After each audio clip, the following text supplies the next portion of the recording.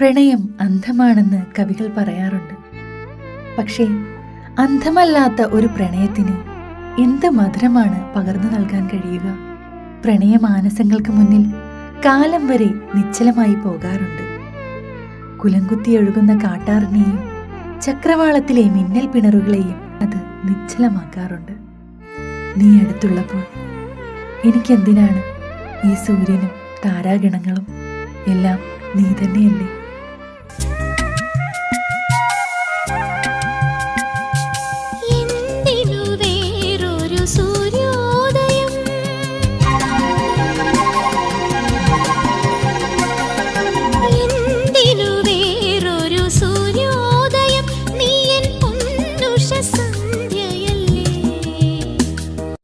എന്തിനു വേറൊരു മധുവസന്തം?